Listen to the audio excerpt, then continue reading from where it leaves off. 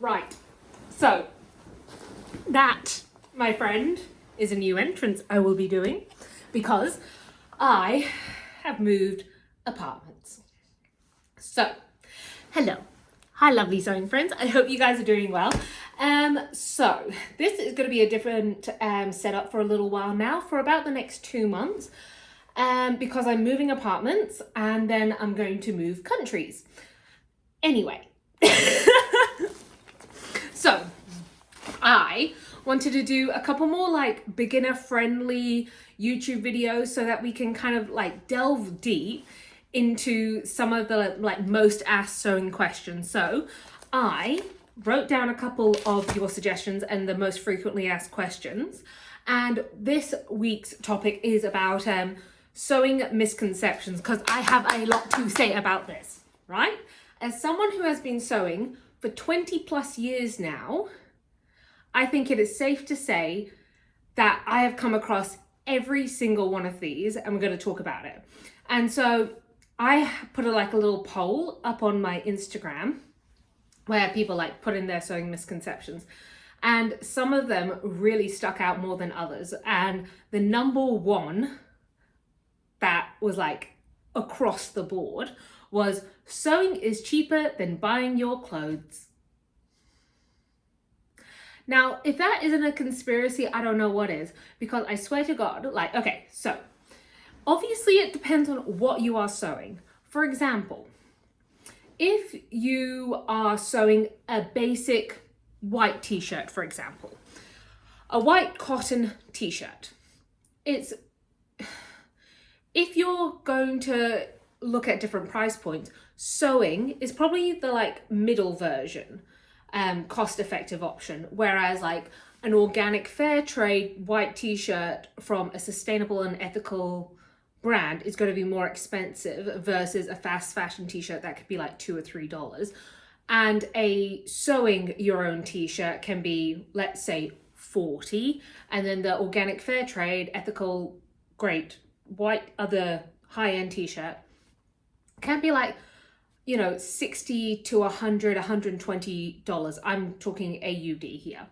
So it depends on which way you're looking at it, because if you're looking at it from sewing is more expensive than buying fast fashion, yeah, of course it is, but it's less expensive than buying high-end quality great products. But sewing is the really cool middle ground for people to step into. So that's a white t-shirt. And then we compare it to something more custom made. For example, let's look at a wedding dress, because a wedding dress is like an easy example.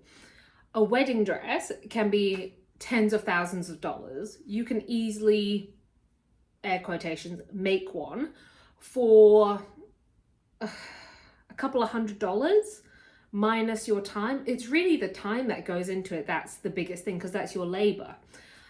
So sewing is cheaper than buying your clothes, yes and no. So I personally do not see it as a way to I sew because I love sewing, and I love making things that suit my personality and style. I can do in multiple different colorways, and I have fun doing them. So that in mind, the cost of comparing what I make versus what I could buy doesn't really come into the conversation, because I'm going to choose to sew it if I can myself every single time. Also, sewing is my hobby, therefore it's an activity for me to engage in and also teach people about. So I tend to make a lot of my clothes. There are some things I will always buy, like denim and jeans and any kind of like really technical garments. I will always choose to buy. So, next question. Well, sewing misconception. Fabric scissors aren't worth the money. Just use regular paper scissors on your fabric. No, absolutely not. So, the difference between paper scissors and fabric scissors is, apart from the name, paper scissors will often have a duller blade because they're just cutting through paper. And also they will probably tarnish a bit more because you're using it for several things. So like card, sellotape, paper. So you're using it for multiple things, whereas fabric scissors, sewists will know this, do not come for our fabric scissors. LDH does the best sewing scissors I've ever had in my entire life, and they are legacy, right? I will pass down those scissors to my children's and invest in a good pair of fabric scissors if you are starting to get into sewing more, because the correct pair of scissors, especially fabric scissors, can make the biggest difference when it comes to cutting out your fabric. I've talked about like the different types of scissors that I have. So you've got the pinking shears that I don't use as much, but they're still good. There's like your regular fabric shears. I've got a 9-inch pair, gorgeous. I've got a 12-inch pair that is really good for doing long strokes. And then I've got like, you know, you've got your snips and your like smaller pair of scissors that are good for like doing notches and cutting thread tails. I really, really love my fabric scissors, and I will not sacrifice the quality of my fabric scissors for paper scissors when it comes to cutting out my fabric. That's just my opinion. You have to be, let's talk about this one. You have to be naturally creative to be good at sewing. Wrong. I really disagree with this statement, because when I first started sewing, keeping in mind, I have been doing cross stitch. Speaking of, I've been doing cross stitch for longer than I have been sewing, right? And yes, I have been creative. However, I have also seen people that were really hesitant to get into sewing because they weren't naturally creative. And I really, really, really strongly believe that having the ability to sew doesn't, it is linked with creativity, but is not limited to creativity. I've seen people who were engineers. So I used to teach a what's it called? A sewing class in the evenings. And I would have mums that just wanted like some time to themselves, just come along to the sewing class. And they found a great comfort in the community that was in those 1 a week night classes. I've also seen people like who are really high skilled maths, analog kind of brain people, and engineering students. I even had like a biochemist come once to my sewing class, which was brilliant because it allows, it is such a methodical way of doing something. It's taking something that's 1D, I think, 1D to 3D, and it's gorgeous, and like you're creating curves and gathers, and it's textural. So I think sewing allows you to become more creative. It is not a prerequisite to sewing, right? So I really, really love how sewing has allowed me to become more creative. I was not as creative when I started. I have always been creative, but I do not think that should be a limiting factor if you're wanting to learn how to sew. See, this is a good thing that I got like a little, you're currently on my laptop on a chair, so, and then I've got a little drink of water next to me. So, when using a sewing pattern, you have to follow it exactly. Wrong. So, when I first started sewing, I was literally just sewing over pieces of paper and tea towels. So that's where I started. And then when I eventually got into sewing patterns, it was really great because I had some guidance. However, when I was in high school, we were told to photocopy our sewing instructional booklet, and we would cut up the photocopied pieces, and then we would glue them onto A4 sheets of paper on the left-hand side, and then we would write our notes on the right-hand side. Because as you get better and more experienced with sewing, you'll soon come to realize that the way that it's done in the instructions might not necessarily be how you want to do it, but also it might not be the best for the look that you're trying to achieve. For example, let's say the top that you're sewing tells you to sew a 1 centimeter seam allowance and overlock the edges. You might not have an overlocker, and you also might be using a really sheer fabric. Therefore, you know to work with that fabric and the skills that you have, you may need to do something like a French seam that encases the raw edge of the fabric. So you're still following the instructions in method of constructing the garment, but you might want to deviate in technique. And that's where it is so important to learn about different techniques and different ways of doing the same thing. For example, if you've got a neckline, you have to finish a neckline. Multiple ways you can do that. Number one, a bias binding. Number two, you, depending on what it is, you could turn it inwards. You could do a facing. You can do so many other options rather than the ones that they tell you exactly to do. You could add a lining, but that only comes with experience and learning and growing your sewing techniques. So that is like another way of approaching sewing a sewing pattern. I've fallen prey to this one. Wait for this one, right? Handmade clothes always look handmade. So when I first started sewing, my clothes looked handmade, and I actually didn't like wearing them out of the house because I kind of felt a bit frumpy in them. And I think that there's an element to that of I hadn't found my style yet, but also that I wasn't sewing what I would wear. I was sewing what I could sew, if that makes sense. So now, knowing everything I know, I love wearing things that I've handmade. I've had 2 compliments on this top already today, and there's always a story with what I've made. And there are so many different ways that I can customize what I wear. So for example, this top originally wasn't gathered under here.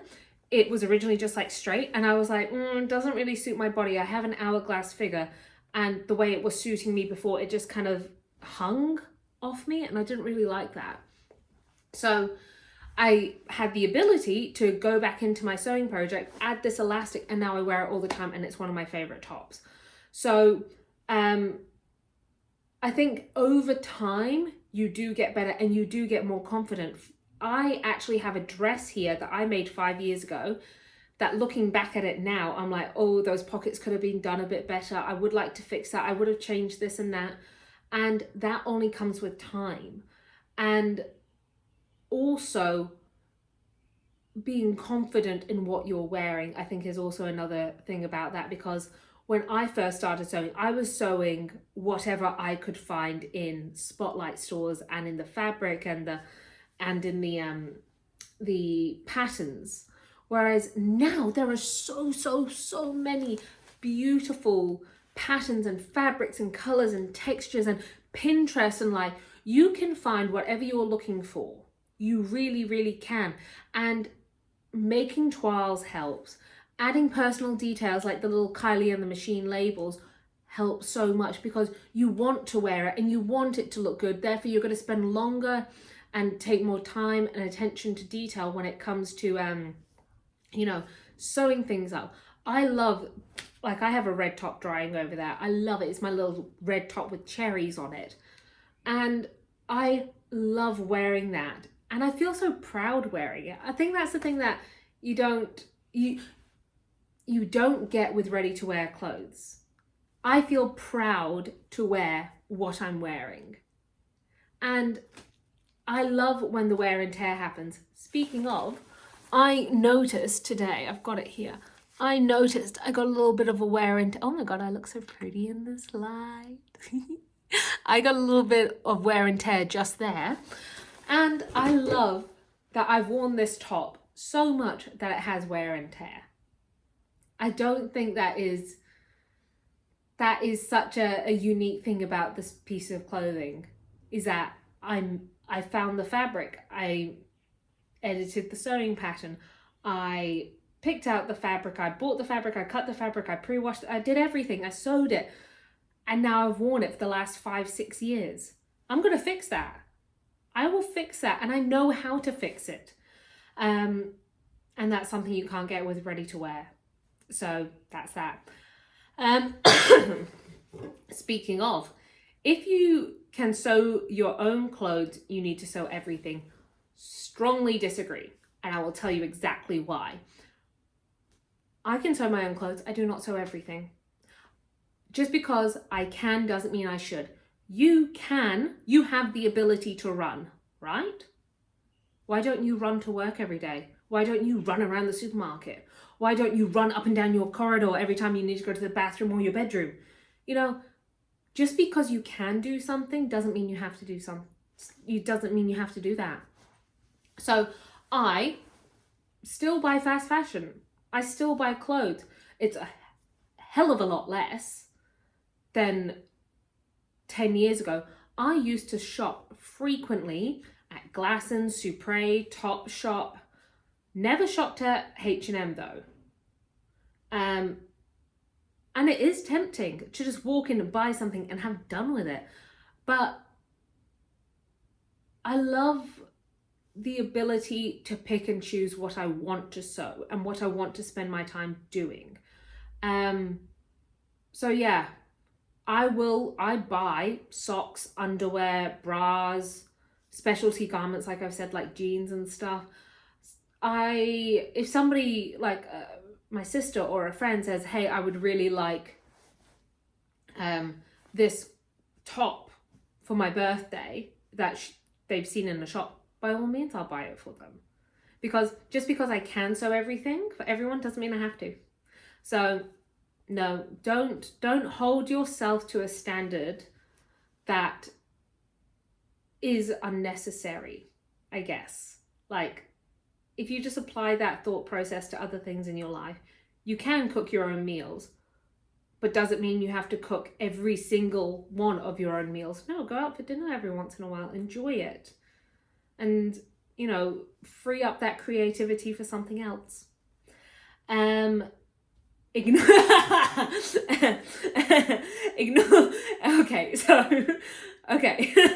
ignore the seam allowance, you'll be fine. So, do not ignore the seam allowance.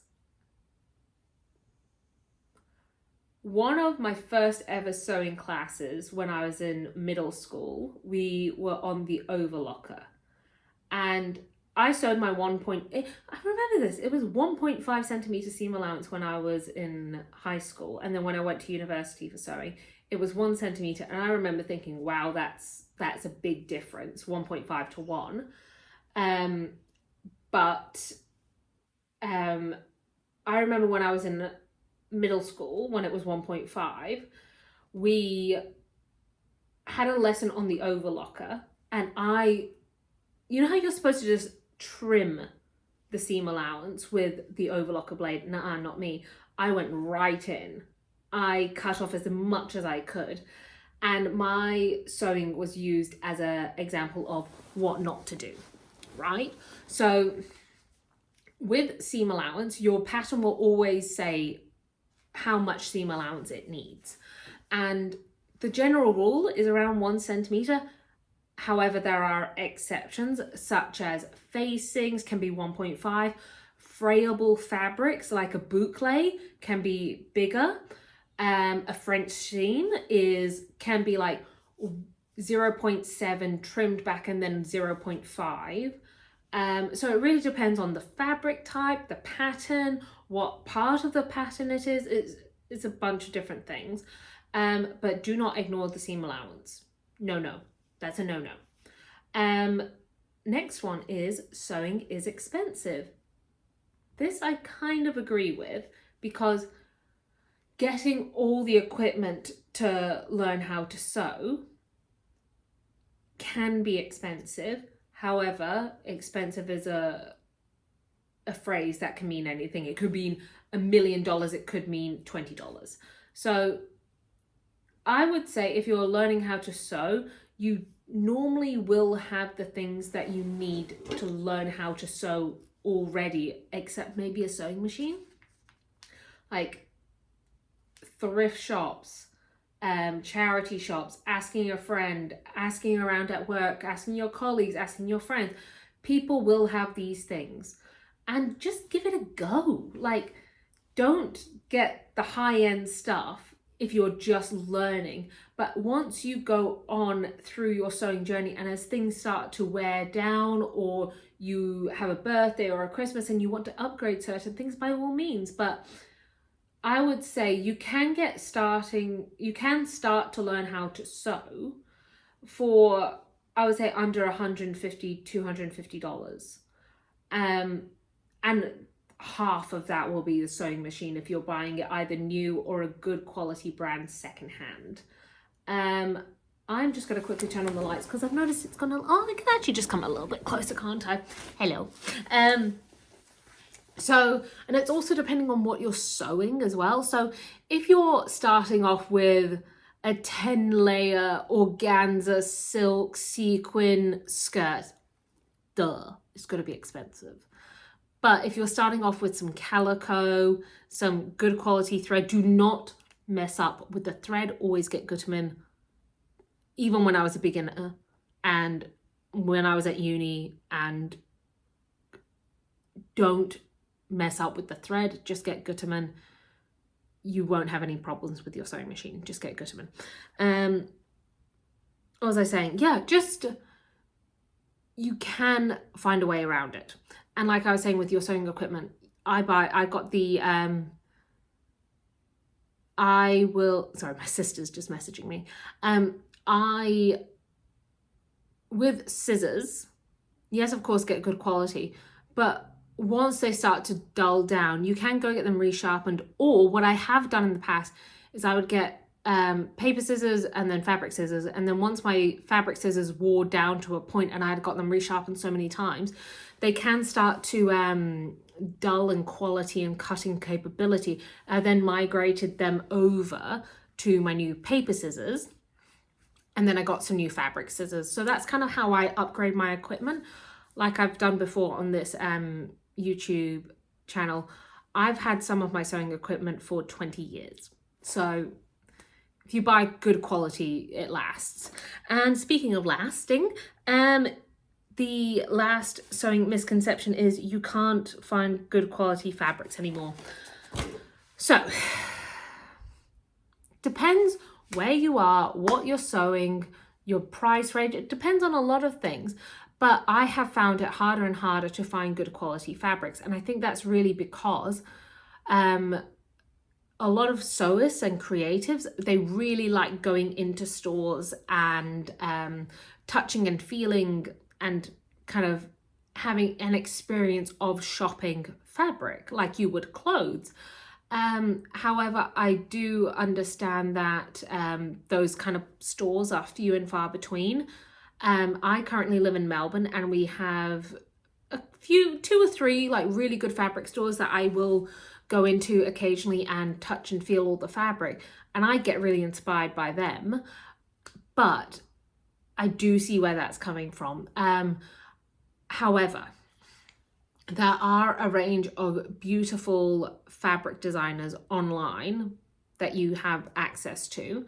However, yeah, like the experience of fabric shopping is very different. I tend to shop with dead stock fabric. So that's fabric from a designer that has an overproduction and then they sell it off cheaper. They sell it off to a middleman who then you buy off. And that has served me well. However, yeah, I do see that point. There aren't many good quality fabric stores left. speaking of, Joann's in the States, I know, has closed a bunch of its stores, which is really like frustrating, especially for those sewists there that, you know, you're used to going in store. One thing I would always say is, you know, have a look around, look in different places, cut up some fabric. So for example, I had a dress that I absolutely loved wearing, but then I didn't wear it as much nowadays as I used to, so I decided to cut it up and I made something new out of it. So maybe try and get a little bit more creative with what you see as fabric. For example, I know of a bunch of sewists out there who have gone into secondhand shops or even big linen bedding stores, seen a duvet cover that they absolutely love and made it into something. So get a little bit more creative. If you can't find what you're looking for in that section, maybe you're just looking in the wrong place. So that concludes my little YouTube video for today. I hope you guys enjoyed it. I am definitely wanting to up my YouTube game, up what kind of content you guys want to see, because I love talking about it, obviously. And I hope I will see you guys next week. And if you enjoyed this video, can you please subscribe and like it and comment? I would love to hear from you guys down below. And I always try and make sure I comment back. So I'll see you guys next week. Bye bye.